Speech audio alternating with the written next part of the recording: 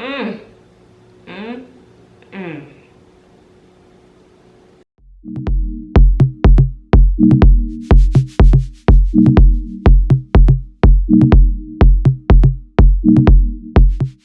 What's up, you guys? Welcome back to my channel. So today I'm going to be reviewing the Real Housewives of Atlanta season 13 episode 10. I think it's 10. 9 or 10. I think it's 10 though. So we open up the episode with the girls returning back from their dinner with everybody. And Candy's like, all right, so y'all all beautiful. We don't have time for the redo of the makeup and all that. Go upstairs, put on your outfits, change your clothes, and come back downstairs. And she says it in a way that Cynthia doesn't know what's about to happen. So she says, go upstairs and put on your PJs and come back downstairs. 15 minutes. We don't have time to wait all night. So everybody is putting on their costumes and everybody comes downstairs. I guess production might have tricked Cynthia into thinking that, you know, okay, now we gotta FaceTime our family members real quick and then come downstairs. So everybody comes downstairs in their outfits and Candy is putting on her dominatrix voice. Like, she fell into that role really easily. So she puts on her loud voice and she calls for Cynthia to come downstairs, and Cynthia comes down like, what the heck is going on? What do y'all have on? This was a really good surprise. Like, I liked it. Candy did an excellent job with this. I feel like Candy has the most resources out of everybody to get a team of people to put something like this together. So she's definitely somebody to throw a good party. So Candy has everybody introduce their alter egos to Cynthia, and Cynthia's just on the couch like, is this really happening? Like, I feel like I would be like that. I would be like, oh. I feel like I would be like Cynthia and Auntie in the beginning, and then you get a couple drinks in me, and then I'm a niece in a situation like this. Cause this, I feel like I would be like, I'd be down to put on the outfit and have fun, but Candy was doing a lot. But you know what? They had a good time, so I ain't mad at them. Kenya is sitting on the coffee table completely wasted. Like, legs, like, that is the side of Kenya that I've never seen before. Or I'm sure nobody has ever seen before, but she was lit that night. And hopefully she had a good time. I'm hoping. She didn't act like it, but I'm hoping she had a good time. So Marlo goes upstairs with Cynthia. I guess Candy gives Cynthia her outfit and she tells her to go upstairs and get dressed for the party. And Marlo goes upstairs to help. So Cynthia comes downstairs with her outfit and she looks adorable in her all-white bridal outfit. Candy gives her this remote control vibrator thing to give for her to use, and Candy controls it, which is like, that's a lot for me, for my friend to be doing that. But you know what? It made for good entertainment. So. And Cynthia with that rooster scream. I can't stand that rooster scream she does every time something like shocks her and she goes like this. Ah! It's so annoying to me, like, stop. So Candy gets her $4,000 in ones and she hands out the stacks of money to the ladies, and it's so much money, like in ones of course. It's so much money that she's having trouble holding on to them. She's dropping money, and this is how you do it. Like, I was, at this point I was getting really excited to see what was gonna happen for the party, because she literally had every detail planned out. So Bolo comes in, Bolo dances. He did a great job, obviously, and the ladies enjoyed it, and that's all that matters. I'm glad they had a good time. So next, he finishes his dance. Everybody has thrown all the money out, and Candy puts Cynthia into a swing, and Cynthia's doing her rooster scream again. I'm just like, Cynthia, like, chill out, bruh. At this point, you can tell that the ladies are very intoxicated, and it seems like Kenya and Portia could barely stand up at this point. And then Kenya gets on the floor and does her little floor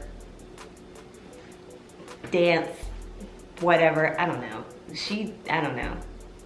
She was cute, but it was, like I said, I've never seen her act like that before, but I don't think she's been this intoxicated on the show before. So at this point, Portia and Kenya are agreeing that this is boring and they want Bolo back. And Portia's like, that's fine, I'll go get him.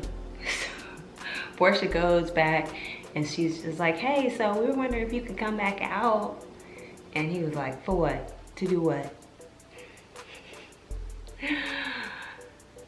Look, at that point, I'm pretty sure he was like, whatever you're willing to pay for, if you're willing to pay, I'll come back out. If you're not willing to pay, I'm about to be gone. So Bolo says he's gonna come back out, and the ladies at this point are just getting real riled up, and they're just like, you know what? I really wanna have fun, but I can't on a national TV platform. So we're gonna have to do something about y'all on these cameras and these mics. They're gonna have to go. So production finally says, all right, we'll take the mics off, we'll leave, we'll take the cameras, all that. And I just feel like it was against these ladies' best judgment to try and have a private fun night without Bravo's cameras watching, because you know Bravo is going to find a way. I would not be surprised if Bravo set that camera up on the porch to face the window. Like, I wouldn't be surprised at that at all, because they're gonna do anything for some views. So don't think your private time is actually going to be your private time, because Bravo is going to find a way to get a recording of it, a mic recording, a microphone recording, or a video recording, or word of mouth. So they leave. The ladies are putting tape and other things over the cameras so that nobody can see anything. And they're just like, all right, we gonna have a good time. So you can see faint things going on throughout the house, or I guess through the blinds that are slightly closed. And it was just, it was a lot going on. But once again, it was Cynthia's bachelorette party. A bachelorette party is supposed to be something that you have fun, it's just for the weekend, and you go back and that's it. So they fast forward to the next morning, and we have Cynthia and Drew talking, and they're just talking about how crazy the night was, and they just can't believe it. The party escalated to the point that it escalated, but I mean, once again, you guys, they were very intoxicated, and I feel like they just had a great time, and that was just it. You could tell Cynthia wanted to talk about it more in detail, but it's kind of, I mean, even Drew was like saying some of the stuff she did, but I think some of her stuff she said was out of spite for what her husband did. I mean, I'm sure she did something, because people confirmed that she was participating in the festivities as well.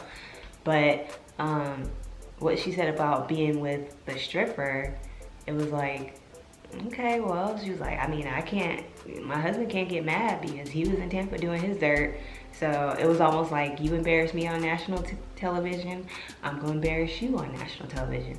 I'm gonna do it to the same level that you did it. I don't know what you were doing in Tampa. The cameras weren't there to see what you were doing in Tampa. Like, there was no evidence of what did or did not happen. And the same can be said for Drew.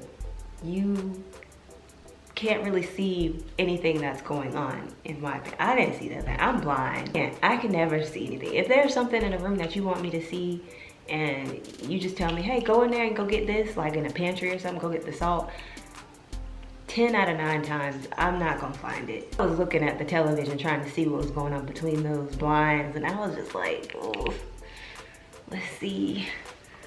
I see, no girl, I ain't gonna see nothing.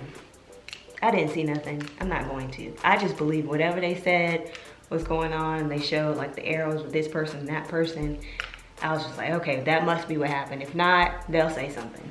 So now we have the boat ride, which I think right before they get on the boat was the funniest part of the whole episode, because me and my husband were crying laughing. They were thinking it was gonna be like this nice fancy boat ride, and turns out they were getting on a fishing boat. And that part where Marlo was like, a fishing boat, that took me out. Kenya is throwing heavy shade about what happened the night before, and she's introducing the idea that something happened that was inappropriate, which, I mean, the whole point of a bachelorette party was to be highly inappropriate, especially with Kandi throwing it. It's gonna be inappropriate. So I don't know what she thought was going to or not going to happen, but she starts talking about it, and everybody is trying to figure out what the other women were doing the night before.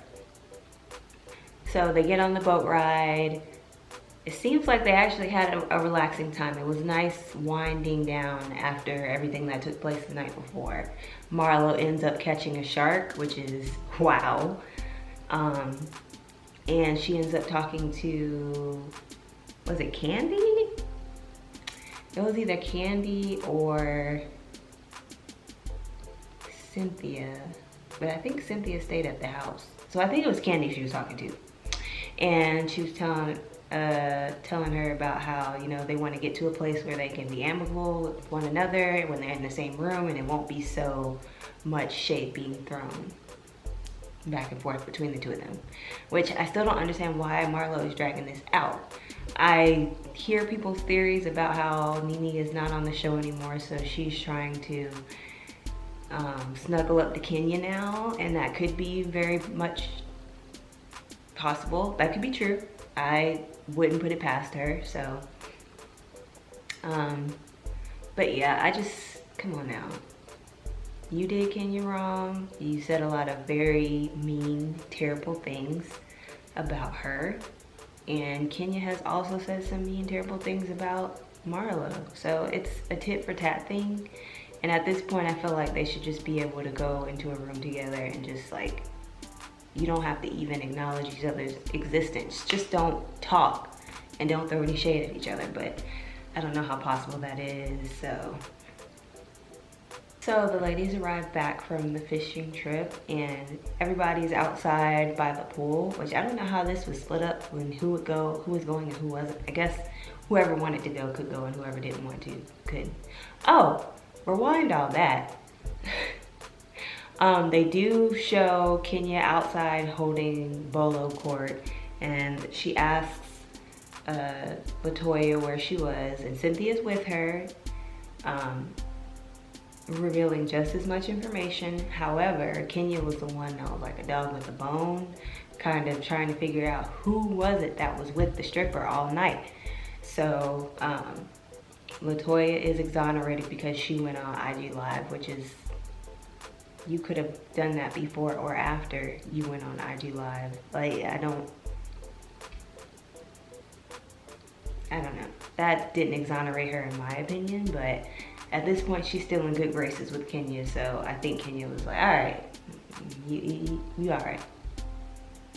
And then they all get back from the fishing trip, and Kenya's like, we got Bolo court. Come on down, everybody. I want to talk to you guys and find out where you were at this time and at that time. And Candy's like, look, this is yet another day you have planned out, and we don't have any food to eat. So I don't want to hear nothing about any of this. Find the food and let's go. So they go, they get some food. Latoya is supposed to be in charge of doing the seafood boil, and Latoya doesn't seem like the type that really knows how to do a seafood boil. But I mean, maybe she lost the bet or something, I don't know, and she had to do it. Got lipstick on my mug. So they have Latoya trying to prepare the seafood boil, and she's got the shrimp in there early. If I'm not mistaken, she had the shrimp in there from the very beginning, which, don't you put the shrimp in last? Like, I think that's why Marlo took over, because she just wasn't doing something right. And they was like, all right, you just, no, So Kenya is still on this thing about who is with the stripper. And at this point, everybody's getting frustrated because they're like, listen, we were here to have a good time. Why are you trying to ruin our good time by bringing this up? We don't want this to be on national television, which is why we covered all the cameras, which is a good point. Why would you do something like this on national television if you don't want anybody to know what happened, or you don't want to find out? You don't want anybody else to find out about it. Because you know somebody like Kenya is going to say something, because she's the type of person that would do something like that, and that's her role in the show.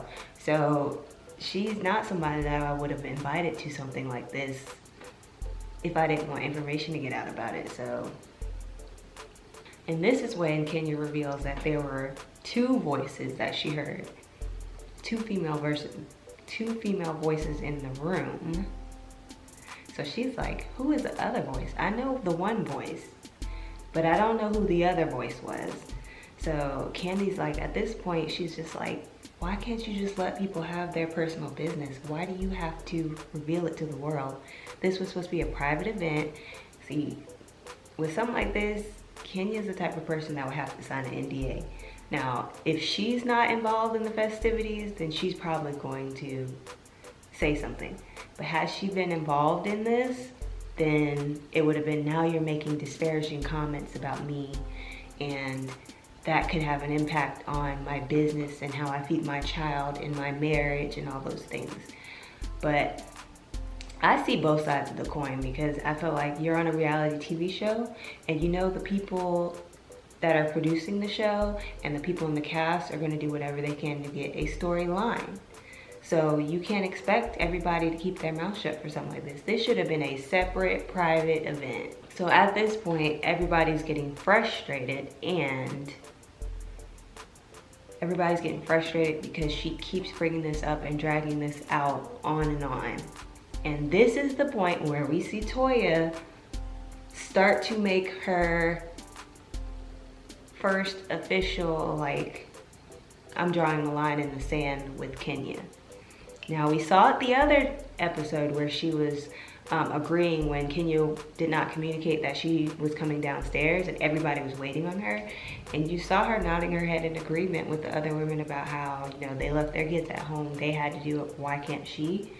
And now you see her officially say something, and she's just like, I see why you guys would have this issue, because it's not cool for her to go around and try to bring this up. I just feel like on a reality TV show, I'm gonna have all my alerts like up. Like I will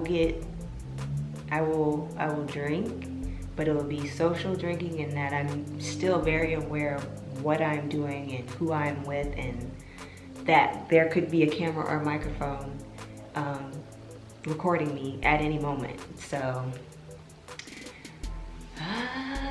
you know,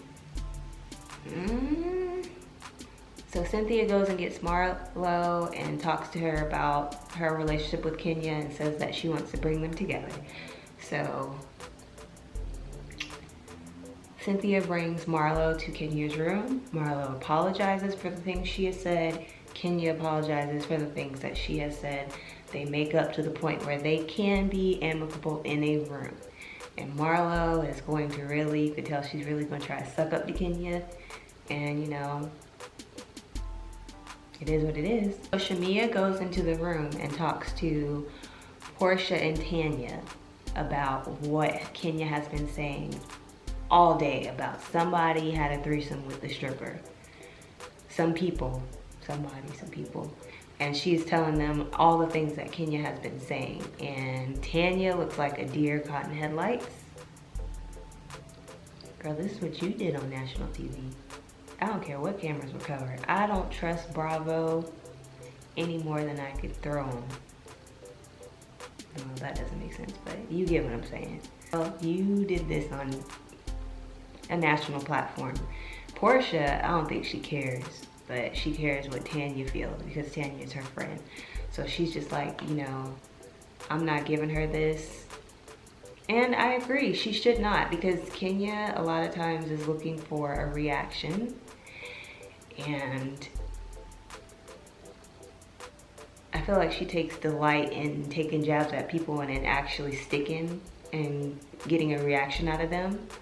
So I think it's good that she's not giving her anything for it. And I also heard a point from another YouTuber saying that, you know, this could be her karma for, this could be Portia's karma for when she said all that stuff about Candy and Candy drugging her and all this stuff. She didn't have any problems shouting that off the rooftops based off of what Phaedra said. But now that Kenya is saying, oh, you had a threesome with a stripper, then it's a problem and it's my personal business and what does it matter? Kind of two different levels of attacks on personal character, but I feel like obviously one was true. I don't know how true this is. This could all be a reality TV stunt. Who knows? But Candy's, what Portia was saying about Candy was a much larger assassination of her character than, you know, you slept with a stripper. I mean, there's no laws being broken there. That's not going to have you, you know, out of house and home because people are saying, oh, you drugged me and this happened and I knew this was that, and it's just, they're two different levels. But she could at least, like, she doesn't have to be, I don't feel like she needs to be that pissed off about it. She's single, she can do what she wants to do. So it's not like you did something illegal. Everybody comes down to dinner for the crab boil. They all come down to dinner and they're getting ready to eat, and Kenya and Marlo come down together and they announce that they have made up and that everything is great. And Portia's like, well, look who's got an ally now that everybody else has turned their back on her. She's got an ally. You've got how many more than her? It does not matter. Kenya is trying to stay on the show just like everybody else. And it is what it is. If Kenya and Marlo want to be friends for a couple seasons, let them be friends for a couple seasons. It doesn't matter to me. I hate how Kenya's been acting lately, but I do enjoy her contributions to the show most of the time. When she's not like in a really dark place, I enjoy her contributions to the show. I love her house. She has the favorite house, my favorite house out of all of them on the show right now, when she is in a good place, and I don't want to lose that. But you know, all good things come to an end at some point. But they decide they're gonna get together and pray to say a blessing over the food, and Portia, we end the episode with Portia saying, I'm just not in a praying mood. And I'm like, you're letting her get that reaction. Don't just act like you don't know when you don't care. Like, just let it go. On that note, we end the episode. This episode was really, really good. Like, I laughed throughout the entire episode, especially when they showed LaToya's braid on the ground the next morning. Like, that was everything to me. That really shows that they had a great time. But let me know what you guys think of the episode in the comments down below. Thank you guys for watching. Don't forget to like, comment, and subscribe to my channel. Follow me on Instagram at HeyMissGardner and on Twitter at The Joys of Life YouTube. And I will see you guys next week. Bye.